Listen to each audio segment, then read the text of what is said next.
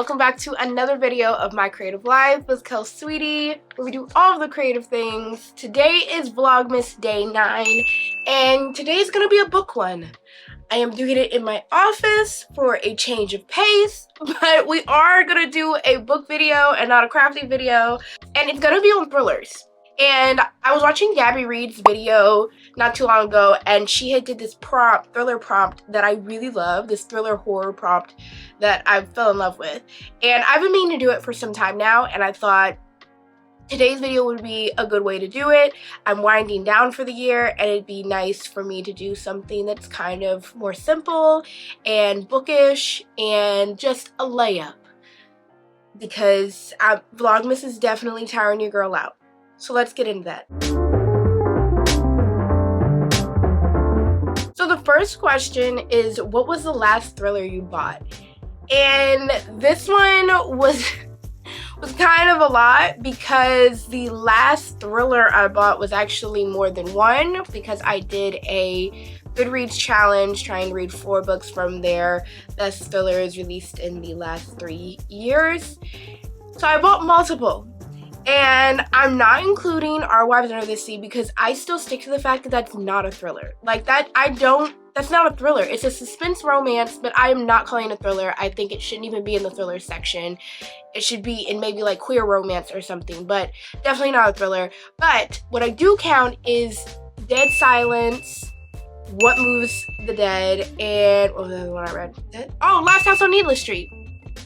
That's the one. So those are the last thrillers that I read. All of them were great. Like, November was such a great reading month from doing that challenge. I think Last House on Needless Street really opened up some questions for me and made me like really learn about something new. What Moves the Dead, I think, would have been way much more like of a hitting book for me if I hadn't watched The Last of Us. And also Dead Silence was really great. Like, it had everything I love. Horror, thriller, sci-fi. It had the works, so that was a 5-star for me, so it was really good. The next question is thriller you had high hopes for but let you down. And that by far had to be The Chain. I still hate that book. I hate that book for wasting my time. I hate that book for treating me like I was stupid.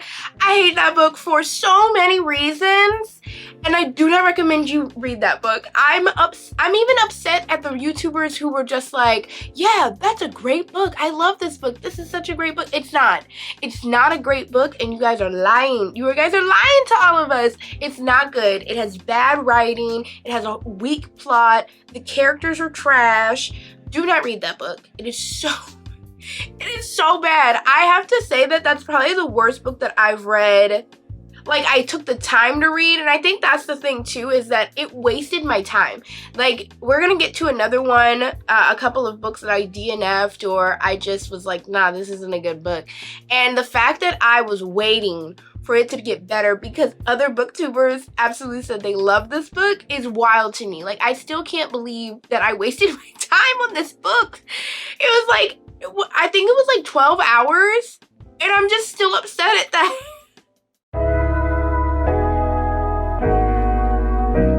So the next question is, show a thriller that you recently added to your TBR.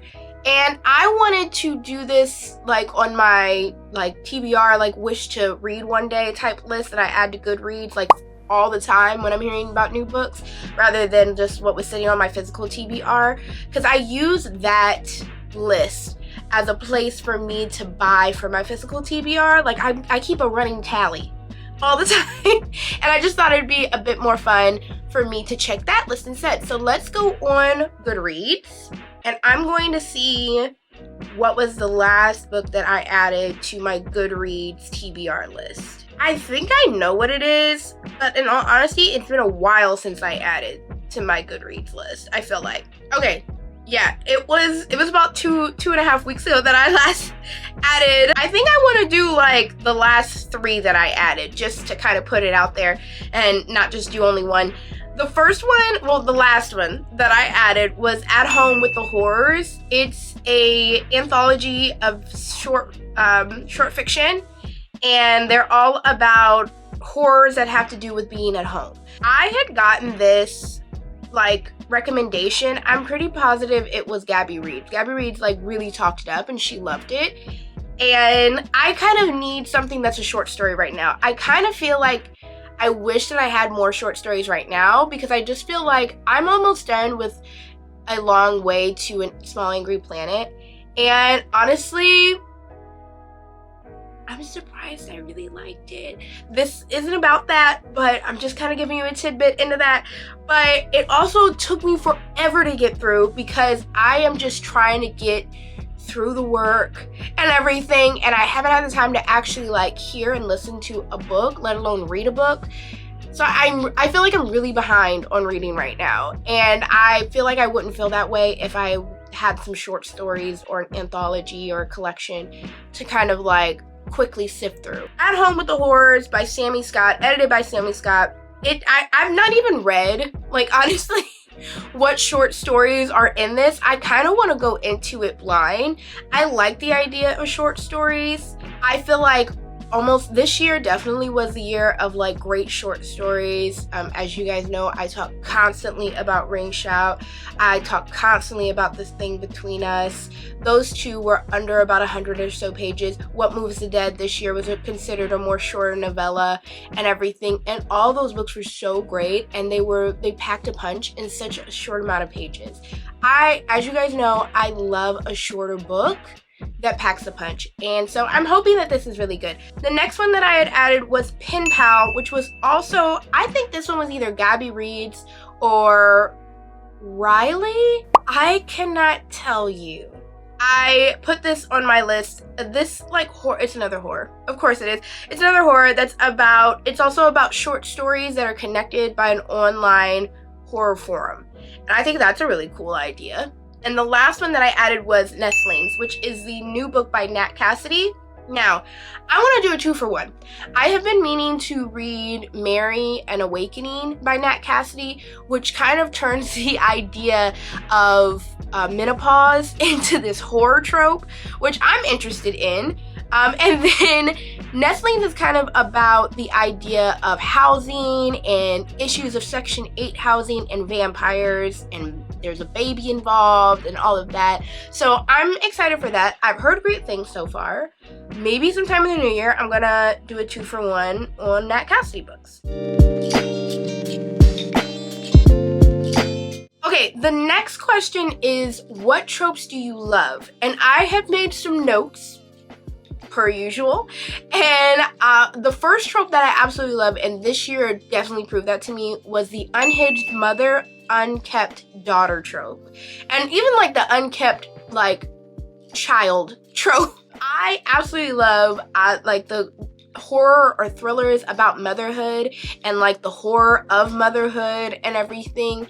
As somebody who personally doesn't want children, I think that it's very interesting to actually like pick apart the idea of motherhood, not in a way that necessarily is to be like, yes, this is why we shouldn't be mothers, but more like, yes, this is why we should think more clearly and take more time to think about becoming mothers, because it is, I think that many stories and plots and everything kind of treat the mother like the Madonna. Like it's what the end all be all of all women to just become a mother. Like that's what we're here for, instead of critically like looking at it and the experience of it, instead of it just being like, yes, I'm a mother and I feel so fulfilled, or I have this sweet angel, but rather like the conversation of an unhinged mother. Is she perfect mother, or is her child crazy? You know, what happens when you have a child? Do you start to feel like you've lost yourself? Let's pick that apart. What does that look like? What does postpartum depression look like? I love that, because I really just think it's a more critical look at the idea of motherhood, so that you can better like look at it from a full scope of it. It's just not, I absolutely love it. And this year was definitely a year for that. Night Bitch was one of those books. Love Night Bitch. I talk about Night Bitch all the time. A suburban mother in LA is slowly turning into a dog, and her husband is kind of gaslighting her into thinking that she may not be turning into a dog. You don't know if she's maybe turning into a dog, or is she crazy. Her kid is very interesting, and she was an artist, and then became a stay-at-home mom after she had her kid. And it's like kind of the conversation of losing yourself after motherhood, postpartum depression, not feeling like you're the perfect mother trope and everything. Absolutely loved it. Loved it. Then there was Baby Teeth. I know that you guys are sick of hearing me talk about Baby Teeth, but I really just feel like so many people need to be reading it. I still have not heard any booktubers talk about it. I feel like I still picked it up because it was on a half-price book table and everything. So I just feel like more people need to read that book. But essentially, it's about a mother with Crohn's disease, and she is raising a child who I think has an Electra complex. I'm pretty positive she has an Electra complex, along with she's a sociopath. And she is trying to kill her to get closer to her father. It's from the point of view of both the mother and the daughter. It's so good. Loved it. Even loved the ending. I think that the ending was a very realistic ending in my opinion. And so 5 stars. 5 stars, 5 stars. And then last was The Push, which I also read this year. Well, The Push didn't get 5 stars from me. I think I gave it like 4.5 or 4 just because of the pacing at the beginning, in my opinion. The message was still there, and it definitely hit. It's about a mother, and she is raising a daughter who is a sociopath, but also seems to be a murderous sociopath, and she's wondering if she's a sociopath or is she just a bad mother. Her partner keeps on gaslighting her like crazy, which hated him. Absolutely hated him. But what I love the most about The Push is that it didn't just look at the mother, but also her mother and her grandmother and their experiences being mothers. And I love the idea that motherhood and the gene, or the idea of wanting to be a mother, can be something that is passed down, but also the conversation of depression, how depression through motherhood can be passed down through generations because of anxiety or depression, or just like anger and everything can manifest itself in different ways through motherhood and the effects of what their mother had did to them. I love that. I love the idea of that generational like trauma and everything. So unhinged mother, unkept child is definitely my favorite trope. And my second favorite trope is horror with a side of social issues. So I think that for me, horror, I feel like, is a critical look at society and all like how we act in our society. I think a lot of people like just go, no, horror is just slasher and blood and guts and blah. And yeah, some horror books are made simply for that. But for me, I read horror because I feel like it's a very raw experience of looking at society and people and how we think and how we act and everything. And that like having horror in and of itself is a look at societal social issues. And that's why I love reading horror books with a side of social issues. So I think the best books that I could say for that genre would be any Grady Hendrix book for the most part. How to Sell a Haunted House really got me this year. That was a 5-star book for me. The Southern Book Guide to Slaying Vampires, that was a 4-star for me because of the magical black woman trope that happens in that. But it still was very interesting how they fit all of these different conversations of societal issues with this idea of like a vampire in a development. Still love that and everything. So, and basically any Grady Hendrix book, but definitely How to Sell a Haunted House. Ring Shout. Ring Shout is a phenomenal novella about 3 black women during the early 1915 when Birth of a Nation has come out, and they are fighting Kluxes, which look like Ku Klux Klan members. And these Kluxes are aliens from another dimension who are trying to put a rip in the whole of reality to bring hell on earth. And these 3 black women are essentially trying to stop it. And what these Kluxes are trying to do is use the hate of these, like, of the Klan and of this movie to inspire this energy to open up a hole in reality. It's so good. It almost felt too short, but it was also a perfect amount for the storytelling. And it was such a dynamic book. So good, and such a great cover. This Thing Between Us, which is also another novella that I read last year. And it's by Gus Moreno, and it has to do with a Latino couple in Southside Chicago. And they end up buying a home that has been done up from like basically gentrification and everything, and that some woman who was a witch was basically kicked out of said like home in order to make room for this development and everything. I cannot tell you much more than that, but it does have to do with a possessed Itza, which is kind of like an Alexa, and it does have to do trigger warnings with thoughts of suicide, huge depression, grief, and there's a death. Oh, and there's also a dog who dies, so you should know that as well. But amazing. And I think that it really broke down these conversations of trauma and grief, and not only those things, but also fitting in these conversations of developments and gentrification, and how like those who even are people of color can gentrify a neighborhood. Like, it sounds crazy, I know, but stay with me here. There are like plenty of places right now, especially living in LA, like Inglewood. Money gentrifies a location, not always race. So I think that that's something to kind of be critical about. I think it's something that doesn't get talked about enough, and that like the conversation of buying back the block in some ways only works if you're still making room for people who lived on that block. Not always if you're just a person of color and you've never lived on that block, but you bring money into the block. I think that that's a conversation. It's not, I think it's more than just race. So this thing between us was definitely interesting for that trope. What trope do you hate? And there were definitely two for this one. And a majority of these I either DNF'd or somehow read and just hated them. And the first one was men acting as God. Hate that trope. Absolutely hate it. I mean, I read to get away from reality. I don't need it in I don't need that in my books. So I hate the trope of men acting as God. One is Ring. I forced myself to read Ring this year. Hated it. Absolutely hated it. There's so much transphobia in it, so much misogyny in it. It just was horrible the entire time. It wasn't a great read. I do not recommend it. Honestly, if you like the movie, don't read the book. It's nothing like the movie, to be honest with you. So don't read The Ring. I think I gave it 1 star, but if I could, I'd give it 0. It was just so bad looking back. I think I gave it a star just simply like out of spite, but it wasn't even worth that. The second one I actually DNF'd, and that was The Killer Inside of Me. I couldn't even get through the first, I want to say, 50 pages. I got through maybe 15% of the audiobook. And I was like, no, I don't want to read this.